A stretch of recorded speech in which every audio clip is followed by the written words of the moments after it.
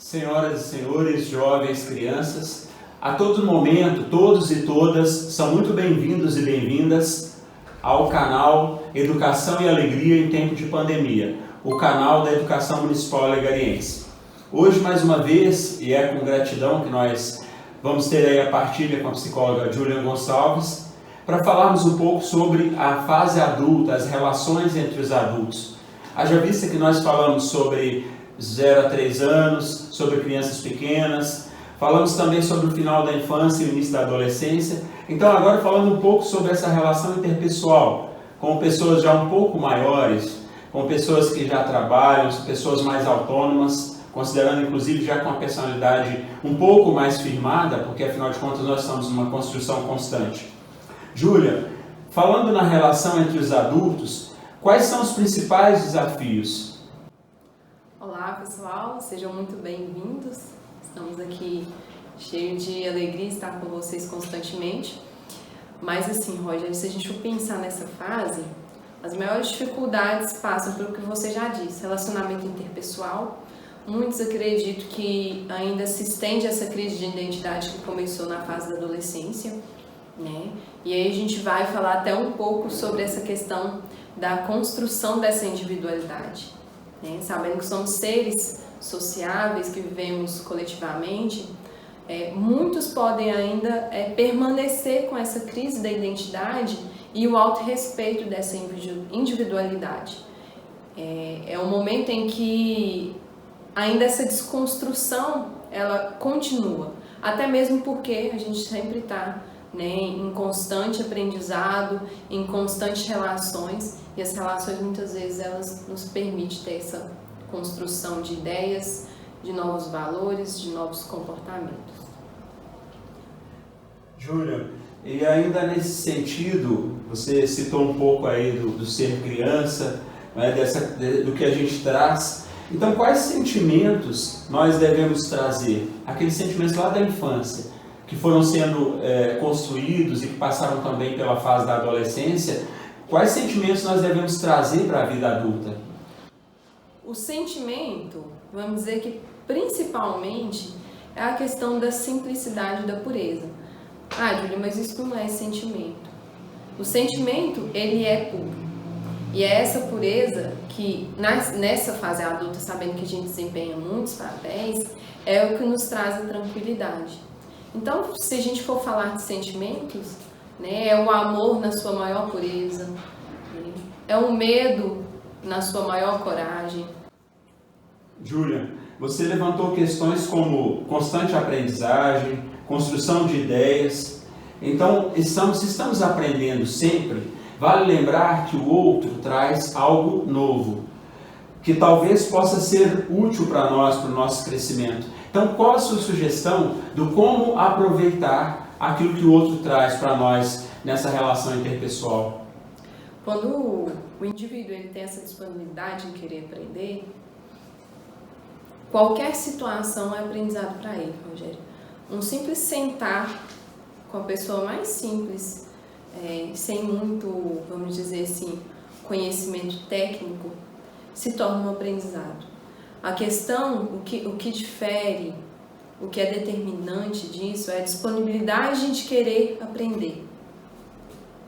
Quando a gente tem essa disponibilidade, como você disse, aquilo que é novo que eu não sei, passa a ser sabedoria. Claro, e aí a gente precisa de um filtro, né, para que a gente, dentro dessa individualidade que a gente começou a dizer, você busque esse questionamento para saber, isso faz sentido para mim? Diante disso que o outro está trazendo para mim, isso faz sentido? Precisa ter essa autoavaliação, né? Ser crítico com você mesmo, avaliar a sua vida, avaliar a sua situação atual diante de como que você gostaria que ela estivesse, e a partir daí você pensar, nossa, o que isso que eu acabei de ouvir pode trazer de ensinamento para minha vida? Então, o determinante não é ouvir, não é aprender. Não adianta, as pessoas, se elas não tiverem essa disponibilidade de aprender, elas não aprendem. Pode ser com o melhor mestre, com a pessoa mais sábia, ou com a pessoa mais simples, com sua experiência de vida ali, querendo lhe passar alguma coisa. Se não tivesse a disponibilidade, nada faz sentido. Então, o divisor de águas na vida das pessoas, principalmente nós adultos, é ter essa disponibilidade. E aí partir para a individualidade, essa construção de identidade, né? Esse respeito por si mesmo. Muitas vezes a gente precisa se policiar e pensar, opa, nesse meio que eu estou vivendo, o quanto isso está me interferindo, o quanto isso está esmagando, vamos dizer assim, é uma palavra meio forte, mas o quanto isso está esmagando a minha identidade, a minha individualidade. E hoje, nos tempos atuais, muitas vezes as próprias redes sociais fazem isso sem as pessoas perceberem, esse esmagar da individualidade, porque a coletividade ela é tão extensa, esse outro passa a tomar tanto posse da vida de cada um, que as pessoas vão tomando como verdade. E aquilo que passa a verdade é aquilo que norteia o posicionamento, o comportamento. Júlia, estamos falando aí de uma formação da pessoa adulta. Formação que eu digo realmente como pessoa, como ser humano.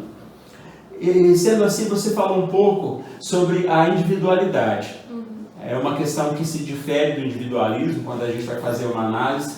Essa individualidade, ela tem a ver também com, ela pode ser considerada e valorizada quando observamos aquilo que nos faz bem. Quando observamos as pessoas, as relações, os espaços, os hobbies, as realizações às quais nós nos dedicamos. E considerando que nós devemos ou precisamos ou nos é sugerido que a gente deve ser pessoa suficiente a cada momento que a gente tem que vivenciar, a cada relação que a gente se propõe, o que dizer sobre essas questões, aquilo que nos faz bem, aquilo que nos valoriza como pessoa, aquilo que organiza a nossa individualidade? Então, Rogério, por isso que é tão importante cada um exercitar cada vez mais essa busca sobre o autoconhecimento. Quando o indivíduo ele se conhece, ele não fica à mercê da opinião, do posicionamento alheio. Ele observa aquilo, ele avalia e a partir dali, se necessário, ele tem o seu posicionamento individual, né? Não pela coletividade ou não levando em consideração o seu individualismo, porque é muito diferente essas duas palavras. Às vezes a gente fala, mas o significado em si, o peso que isso tem nas relações interpessoais é bastante relevante, né? A individualidade, muitas vezes quando a gente diz, ele é uma pessoa em que respeita a individualidade dele, é uma pessoa em que respeita a sua identidade, que respeita a sua essência, que respeita o seu tempo, que respeita o seu espaço. E o individualismo vai muito pro egoísmo, né? Pro olhar para o próprio umbigo, vamos dizer assim, popularmente dizendo,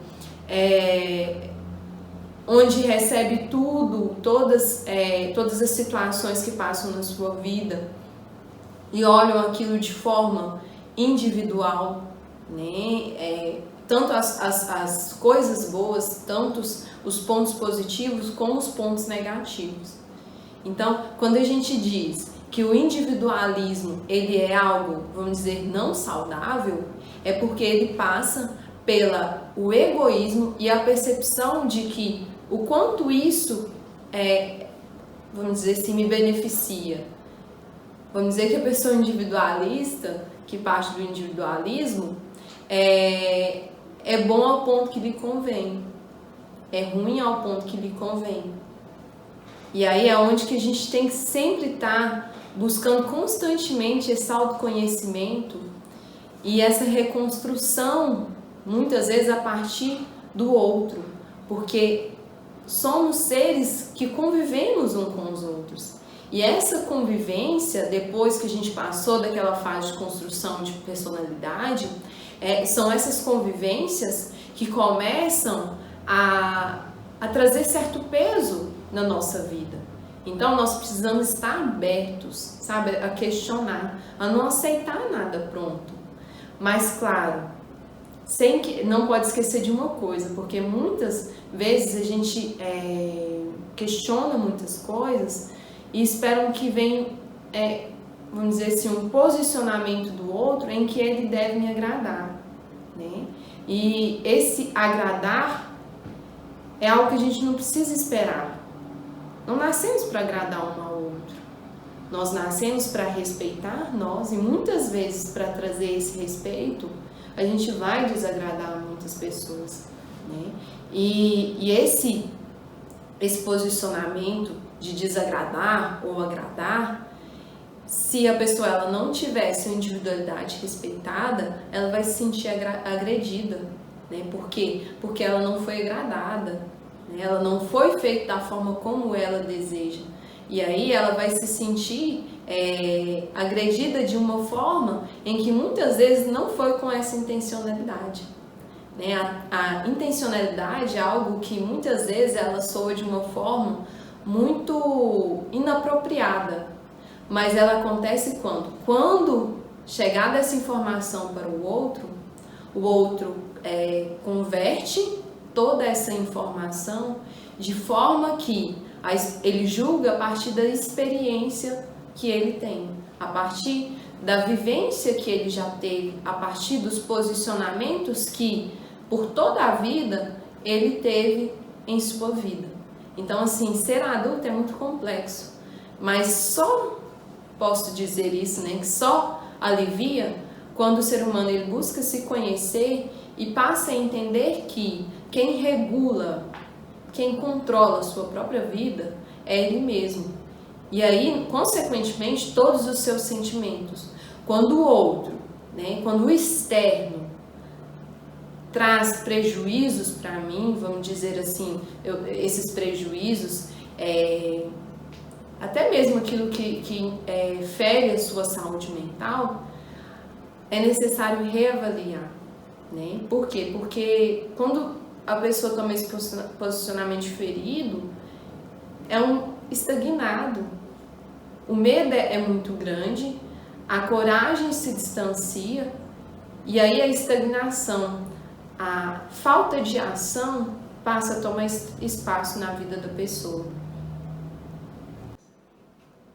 Julian, considerando aí tudo que foi falado, inclusive sobre essas relações interpessoais e a construção, a constante construção da pessoa, de cada um de nós e juntos, qual é o peso da vulnerabilidade, haja vista que é algo da nossa condição humana? Cabe aqui nós lembrarmos daquele dito popular, vamos ser mais filtro e menos esponja? Com certeza. É um termo também um pouco confuso, assim como a individualidade e o individualismo. Porque quando a gente pensa na vulnerabilidade, e aí tem a inspiração do nome do nosso quadro, né, a Coragem de Ser Perfeito, do livro da Brené Brown, ela fala sobre essa questão da vulnerabilidade muito bem. Que ela diz que ser vulnerável não está alinhado à fraqueza. Que ser vulnerável está alinhado à coragem. A coragem de ser imperfeito. A coragem de desconstruir, de ter um comportamento fora daquilo que espera que você tenha. Comportamento que está totalmente fora do padrão, né? E quando a gente sai dessa linha e a gente vai baseado nessa individualidade, na sua própria essência, a gente não respeita aquilo que muitas vezes não tem o respeito conosco mesmo, com essa individualidade, com essa essência. Quantas e quantas coisas que são passadas na nossa vida, esses dias eu até escutei quantas e quantas pessoas que fazem faculdade sem sequer entender o porquê que quer fazer. Por quê? Porque muitas vezes as pessoas falam para ela fazer e ali ela ocupa, não somente na faculdade, né, mas quantas pessoas que ocupam um espaço, um emprego, porque, vamos dizer assim, de uma forma deixa a vida me levar, te empurrou para este lugar. Né? E aí a pessoa ela não toma esse posicionamento interrogativo de dizer, é isso mesmo que eu quero para minha vida? Isso me faz feliz? Eu cumpro esse papel de forma que tenha compatibilidade com a minha existência? com o meu papel aqui nessa vida? Então, assim, a vulnerabilidade, Rogério, ela é coragem. É a coragem de ser aquilo que muitas vezes não esperam, né? Porque é muito fácil viver com a vida pronta, com a vida direcionada, com a vida em que todos ditam o que você deve ou não deve fazer. É muito fácil, isso é zona de conforto, falsa zona de conforto, porque gera muito sofrimento, né? Na verdade, porque no mais íntimo, todos aqueles seres humanos que não trabalham, que não moram, que não vivem, que não é rodeado daquilo que te faz bem, daquilo que te traz felicidade, é uma falsa zona de conforto, porque lá no seu íntimo gera sofrimento, né? E talvez aquele que se identificar possa sim concordar com o pensamento que hoje a gente constrói aqui. Júlia, estamos falando sobre o comportamento adulto e nós identificamos o desejo de imediatismo. Às vezes, os adultos, as pessoas querem algo naquele momento, realmente no momento desejado. E essa ideia de imediatismo é um comportamento que já acontece na infância, às vezes é possível dizer até que é natural de nós. Mas considerando que esse sentimento, esse imediatismo, ele pode gerar conflitos, como administrar, como absorver ou balizar, como ajustar para que não gere transtornos ou maiores transtornos na vida? Talvez hoje a grande dificuldade dos adultos seja lidar com esse imediatismo no emagrecimento. Às vezes as pessoas querem perder, eliminar peso, grande quantidade de peso em pouco tempo e sem esforço. Às vezes isso é presente nas relações amorosas, né? Uma entrega intensa. Ele vem muito alinhado pela paixão e não pelo amor. O imediatismo está presente. Então o imediatismo acaba sendo sim um dificultor na vida principalmente do adulto, onde é que se espera que essas dificuldades elas estejam mais bem resolvidas. Tudo que é imediato talvez tenha dificuldade de ser sustentável na sua vida. Aí eu até te pergunto, tem uma autoavaliação. O que veio imediato na sua vida que conseguiu ser sustentável? Geralmente o que é sustentável é que parte pelo pressuposto do esforço, da coragem de arriscar, de fazer diferente, de buscar conhecimento, né? O conhecimento ele é algo que menos custa, vamos dizer assim, dinheiro. Por quê? Porque as relações, como a gente já disse, é uma forma de se ter conhecimento. O livro é uma forma de se ter conhecimento. O telefone, o aparelho, ele é sim um objeto que ele pode sim trazer conhecimento. Então, basicamente, o que é determinante é como os adultos lidam com todas as ferramentas, com todos os acessos à informação ou ferramentas que ele passa a ter nessa vida adulta. Quando a gente entende que é o esforço, é o medo sobressaindo a coragem, é o que traz o progresso, é que traz a proximidade com a vida em que sonha, que deseja, o adulto ele se torna um adulto simples no seu ato, ele passa a não questionar, mas avaliar, e aí, consequentemente, ele preserva toda a sua identidade. Ele não se torna um indivíduo individualista diante da coletividade. E ele preserva essas 3 áreas da sua vida, né? O corpo, ele cuida, ele zela. A sua alma, ele alimenta de forma saudável. E seu espírito, ele compreende que ele é uma parte essencial na sua vida. Então, ele preserva e ele alimenta da forma mais saudável que ele deseja. Júlia, finalizando esse nosso bate-papo, nós observamos os conflitos. A gente observa que na vida adulta, estamos aqui hoje destacando essas relações entre os adultos, nós observamos que na vida adulta surgem muitos conflitos pela divergência de opiniões, pelo fato de as pessoas terem já suas opiniões formadas e essas opiniões às vezes elas são diferentes. Quais suas sugestões? O que observar? Porque tem outro agravante, às vezes as pessoas ficam estagnadas, elas ficam presas a uma opinião e isso estende o conflito. Então, qual a sua opinião? O que você nos sugere para que possam ser melhoradas essas relações? Quando a gente fala de relacionamento interpessoal, vem uma palavra ao lado dela, que é a verdade. Uma verdade que ela é relativa. Mas ainda assim as pessoas, elas gastam energia e tempo para poder sustentar essa verdade.